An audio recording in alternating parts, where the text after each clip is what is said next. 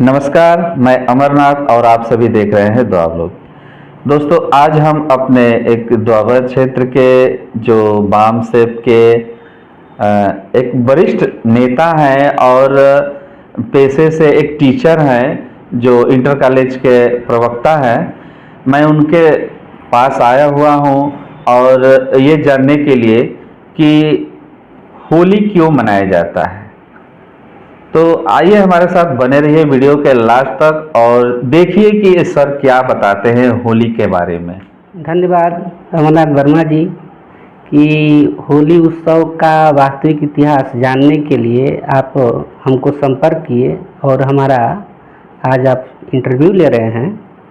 तो सबसे पहले मैं सभी दर्शकों को, आपके चैनल के सभी दर्शकों को मैं बताना चाहता हूँ कि भारत का इतिहास हिंदू मुसलमान का इतिहास नहीं है। भारत का वास्तविक इतिहास ब्राह्मण धर्म और बौद्ध धर्म के बीच संघर्ष का इतिहास है।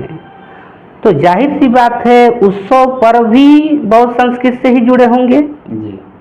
तो भारत का इतिहास बुद्ध और अशोक का इतिहास है। भारत का इतिहास बौद्ध संस्कृति के लोक उत्सव पर्वों से भरा पड़ा है। इस देश के जो मूल निवासी हैं, जिन्हें आज संवैधानिक भाषा में SC ST OBC और इनसे धर्म परिवर्तित माइनॉरिटी अल्पसंख्यक कहते हैं, ये इस देश के मूल निवासी हैं। और इस देश के मूल निवासी यानी SC ST OBC और इनसे धर्म परिवर्तित लोग, इवन जो भी गैर ब्राह्मण लोग हैं, ये पूर्व के वर्तमान में नाग लोग हैं। और नाग पंचमी के उत्सव के बारे में आप जानते होंगे कि यह उत्सव सभी SC ST OBC इनसे धर्म परिवर्तित लोगों के घरों में, इवन क्षत्रियों के घर में भी बड़े पैमाने पर धूमधाम से मनाया जाता है। लेकिन ब्राह्मणों के घर में नाग पंचमी का पर्व नहीं मनाया जाता है। क्यों? ब्राह्मण नाग लोगों को अपना शत्रु मानते हैं, अपना दुश्मन मानते हैं। उस इतिहास का भी विकृतीकरण किया, ब्राह्मणीकरण किया। और खुशी के समय हमारे लोग, कोई भी खुशी का उत्सव का माहौल हो, रंग गुलाल लगा करके, उड़ा करके खुशी का जश्न मनाते हैं। तो हमने पहले बताया कि इस देश का इतिहास बुद्ध अशोक का इतिहास है। और बुद्ध ज्ञान प्राप्ति के बाद पहली बार फाल्गुन पूर्णिमा के दिन अपने गृह नगर कपिलवस्तु पधारे गए। और वहाँ के यानी कपिलवस्तु के नगरवासियों के लिए ये बहुत खुशी का माहौल है। तो बुद्ध का प्रिय भोजन था खीर। खीर बड़े पैमाने पर नगरवासियों को, सभी लोगों को खिलाने के लिए, बांटने के लिए लोगों ने बड़े पैमाने पर आग जलाया, जिसे होलिका कहा गया। और खीर पकाने के लिए होलिका जलाया गया और खीर बांटा, खुशी मनाया। अगले दिन इस खुशी को रंग गुलाल उड़ा करके लोगों ने इस खुशी जश्न का उत्सव बड़े पैमाने पर मनाया। लेकिन वर्तमान में हम क्या देख रहे हैं कि ब्राह्मण कथा कहानी गढ़ने में माहिर होता है।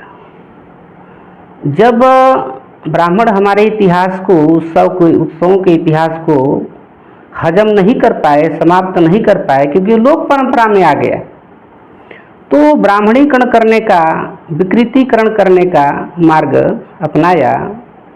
उसी में ये होली का भी पर्व है। तो इसमें काल्पनिक होलिका दहन की कहानी जोड़ा।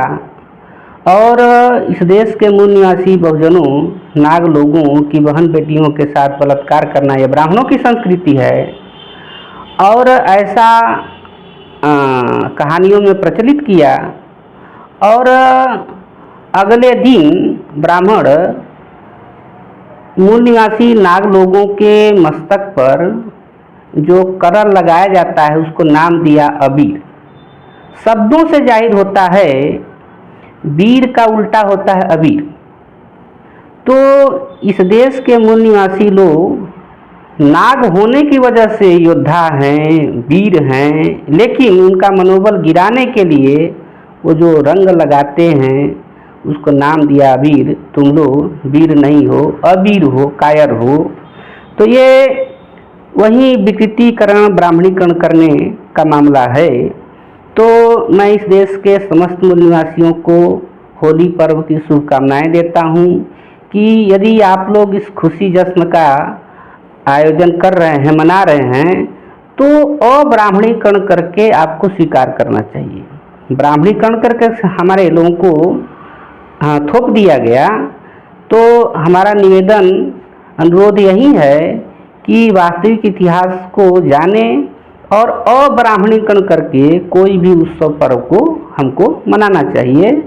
अब बुद्ध का जो भी उत्सव पर्व है वो पूर्णिमा के दिन ही आता है, और ये होली का जो पर्व है वो भी फागुन पूर्णिमा के दिन ही आ रहा है। यही इस देश का वास्तविक उत्सवों का इतिहास है। अपनी बात मैं यहीं पर समाप्त करना चाहूँगा। मैं 1 मिनट आपको बीच में टोक रहा हूँ। ठीक है। मतलब कुल मिलाकर के आपका कहने का मतलब ये है कि ये जो होली मनाई जा रही है, तो अब्राह्मणिक जो ब्राह्मण का ये जो आपने बताया कि कहानी गढ़ने में तेज हैं लोग, तो उस कहानी पे ध्यान न देते हुए ये जो बुद्ध भगवान के लिए जो खीर का आयोजन किया गया था, तो ये होली के दिन उस खीर को बनाकर एक दूसरे को खिला पिला करके इस तरह का मतलब होली मनानी चाहिए, करना चाहिए, उत्सव मनानी चाहिए, न कि किसी के मस्तक पे या किसी के ऊपर रंग अबीर लगा। अगर पहले हमने बताया कि उन्होंने ब्राह्मणीकरण किया, अब हम अब्राह्मणीकरण करके अपने लोगों को संदेश दे रहे हैं, वास्तविक इतिहास को बताने की कोशिश कर रहे हैं। तो आप होली के उत्सव को आपको बड़े पैमाने पर अपने गांव घर में सामूहिक सहयोग से खीर पका करके, कि बुद्ध ज्ञान प्राप्ति के बाद पहली बार अपने गृह नगर कपिलवस्तु गए, तो आपको खीर पका करके खाना चाहिए और सभी क्षेत्र के लोगों को बांटना चाहिए, ताकि उस उत्सव को हम जोड़ सकें, बुद्ध से जोड़ सके। और अब्राह्मणीकरण करना क्या है? वास्तविक इतिहास को जानना। जो ब्राह्मणीकरण करके वास्तविक इतिहास को दबा दिया गया, तो डीब्राह्मणाइजेशन करके हम वास्तविक इतिहास को जानने के लिए हम ऐसा कर सकते हैं। और अगले दिन रंग गुलाल लगा करके, उड़ा करके आप खुशी जश्न का उत्सव मना सकते हैं। मैं यही कहना चाहता हूँ। उसको अबीर ना कहा जाए, रंग गुलाल कहा जाए, रंग गुलाल कहा जाए। मस्तक पर लगाने के बजाय आप जैसे भी जहाँ भी लगाना चाहें लगाएं, लेकिन इसको विकृत ना करें। बहन बेटियों के साथ जो रंग लगाने के नाम पर जो अश्लीलता की जाती है वो ना किया जाए, बल्कि इस इतिहास को ऐसे लिया जाए।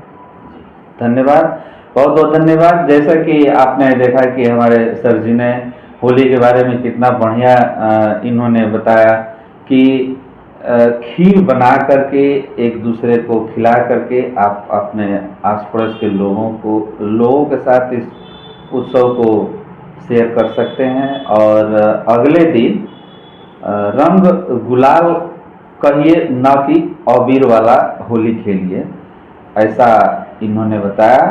और मैं चाहूँगा कि जो हमारे इस वीडियो को देखे हैं तो थोड़ा सा इस पे विचार करेंगे।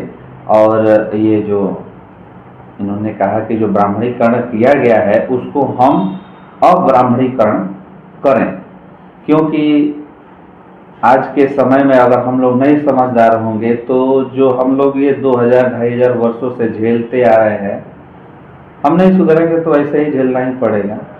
अबीर रहेंगे हम, वीर नहीं रहेंगे। तो जहाँ तक हमें उम्मीद है कि आपको ये बातें समझ में आई होगी, तो चलते हैं फिर हम आपसे मिलेंगे एक दूसरे वीडियो में। तब तक के लिए नमस्कार।